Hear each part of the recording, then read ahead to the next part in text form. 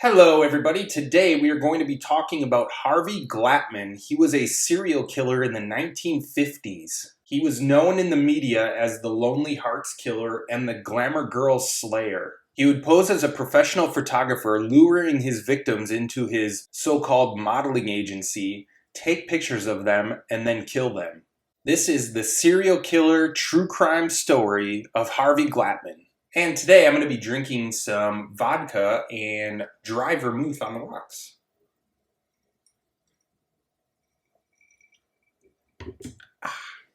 December 10th, 1927, Harvey was born in the Bronx, New York, to Ophelia and Albert Glatman, a Jewish couple. Not exactly sure why that matters, that they're a Jewish couple, but there you go.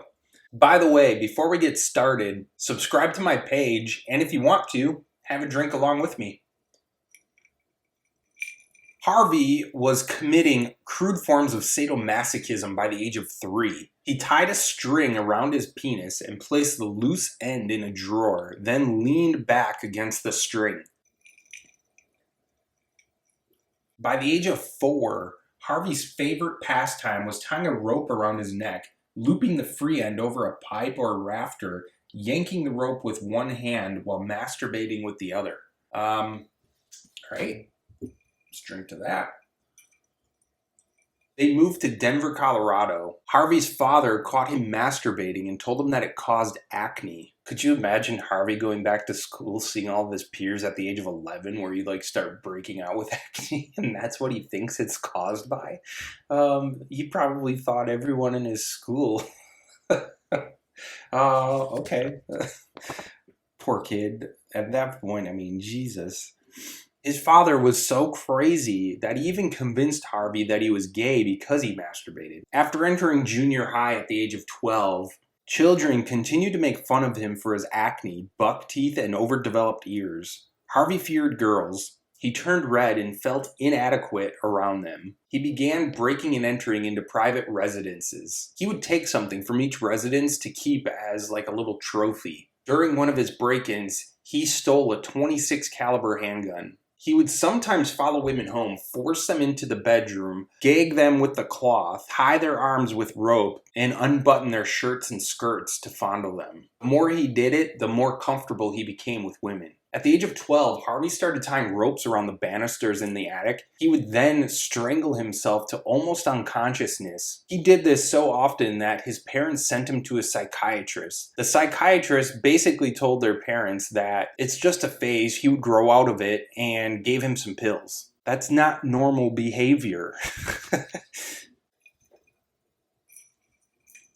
At the age of 15, Harvey began high school. He was an above-average IQ student. He was also involved in Boy Scouts, music, photography, and became a delivery boy. This gave him the means to learn the whole city and really figure out where people lived. At the age of 17, police caught him in the act of breaking into an apartment. This apartment belonged to Elma Hammam. He broke in through a window carrying a .25 caliber pistol. Police also found some rope in his pocket. While under confession, he told the police about all the break-ins. However, he left out the ones where he would actually make the women undress and he would fondle them. This led to Harvey's first charge of first-degree robbery. On May 21st, 1945, Harvey's parents posted his bail. By June, Harvey was at it again. He abducted Noreen Laurel in her neighborhood after he bound her. He drove her out of town to Sunshine Canyon. He fondled her but didn't rape her at this point. He then returned her home. She went to the police where she looked at a series of mugshots. In those mugshots, she was able to identify Harvey Glatman. Harvey was rearrested, and this time no bail was given.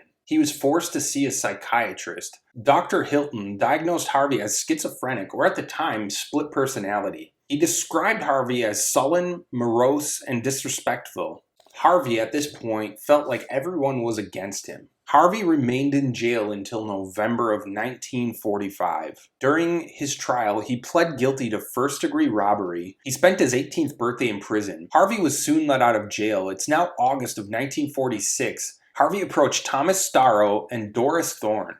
He ordered them into the dark undertrees and took Starro's wallet. He tied Starro's legs together and molested Thorne by threatening to kill her with a cap gun, which looked real. Then, in late August, Harvey traveled to Albany and started following a nurse there. After following the nurse Florence hated for a while, he attacked her. He attempted to sexually assault her, but luckily she got away. He then started following Evelyn Berg and Beverly Goldstein. He also tried to attack them, and these girls also got away. They reported this incident to the Albany Police Department. He confessed to the attacks to the shock of his mom and dad. He was convicted of assaulting Florence Hayden and accepted a reduced sentence of 5 to 10 years in prison.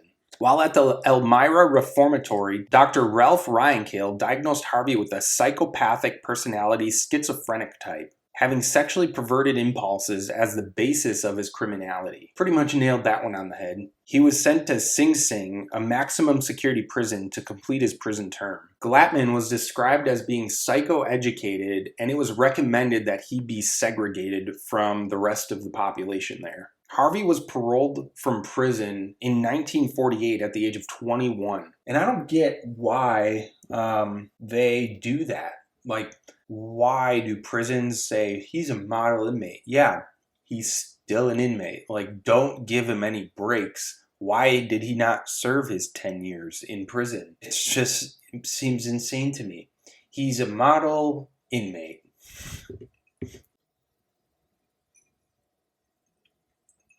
Under his parole conditions, Harvey Glatman was to return to the care of his mother, get a full-time job, and be under court observation for 4.5 more years. Harvey returned to Denver, Colorado, and lived with his parents until his father's death in October of 1952. On January of 1957, after his parole was up, Harvey moved to Los Angeles. He picked up the old hobby of photography that he enjoyed doing while he was in high school. Harvey took his photography to a new level. In August of 1957, Harvey called Judith Dull regarding a photo shoot. She agreed to do a photo shoot that afternoon. He told her to wear a tight skirt and a sweater. After Harvey went to pick her up at her apartment, they left and went to his studio, which was essentially Harvey's apartment. Harvey then requested her to do some bondage photo shoots. When Judith became uncomfortable with that idea, Harvey pulled out a .32 caliber gun and forced her to do it. Under the threat of being killed, Harvey forced Judith Dull to take bondage photos. He then raped her and forced her to cuddle while he watched TV. Later, he drove her around the city. After driving around the town for a little bit, they got out. He put a rope around her neck, shoved her to the ground, and tied her legs together. He then began to strangle her with the rope until she was dead. By November, Harvey headed back to Colorado because he lost his job and his mother asked no questions and took him back. Harvey stayed pretty clean for the next several months, but by early of 1958, he headed back to Los Angeles and rented a bungalow. In March of 1958, now at the age of 31, Harvey met Shirley Ann Bridgeford at the Patty Sullivan Lonely Hearts Club. They planned to eat dinner and drive to Sun Valley. It was at this time that Harvey pulled out his .32 caliber handgun and demanded her to undress. He raped her and then told her that she was going to pose for some pictures. After Harvey was done taking the pictures, he strangled her, then continued to take pictures of her dead body. By July of the same year, Harvey founded the Diane Studio, which was a modeling agency. Dear God, help us all. Lorraine Vigil, a first-time model, agreed to pose for him at a studio. So Harvey did what he always did. He went to her house, picked her up, and was driving her around town. Lorraine noticed that Harvey was headed out of town, which was the opposite direction of the studio that he said he was going to. Lorraine kept asking him where they were going. Harvey got annoyed with all the questions, so he pulled over to the side of the road and tried to tie Lorraine up. Lorraine fought back and got away. She ran to an oncoming car. Luckily for her, this was a police officer. The police officers quickly arrested Harvey and began questioning him. They were questioning him about the incident that just occurred, but they were also questioning him about a few other murders that took place around the area. Finally, Harvey did confess that he killed 2 other women. Harvey said that there was no way that police would have found out unless they found his toolbox. Police were like, what toolbox? And Harvey explained that the toolbox had all of the pictures of the dead bodies in it. Harvey was quickly charged with all the murders. He then led the officers to all of the dead bodies. Later in November, Harvey confessed on tape to each one of the murders in detail. A month later, after Harvey confessed to everything, some crazy lady named Ophelia, a 69-year-old, visited Harvey. She then argued to the press that Harvey was mentally sick and didn't know what he was doing. One of the clinical psychiatrists did an exam on Harvey and found no evidence of psychosis and said Harvey knows right from wrong. On his court day, Harvey pled guilty for reasons of insanity. The next phase was the sentencing phase. Harvey was facing either life in prison or the death penalty. The taped confession was played to everybody. The judge imposed the death penalty on Harvey Glatman. Harvey was transferred to San Quentin prison after his sentencing. And get this, on September 18th of 1959, Harvey was executed by inhaling cyanide and died within 12 minutes. That is the first time I have ever heard of someone being executed by inhaling cyanide. That is quite crazy to me. That is the true crime story of Harvey Glatman. Please like and subscribe to my page and comment on this video and let me know if you've ever heard of Harvey Glatman before. Other than that, I'm almost done with this vodka, so cheers everybody.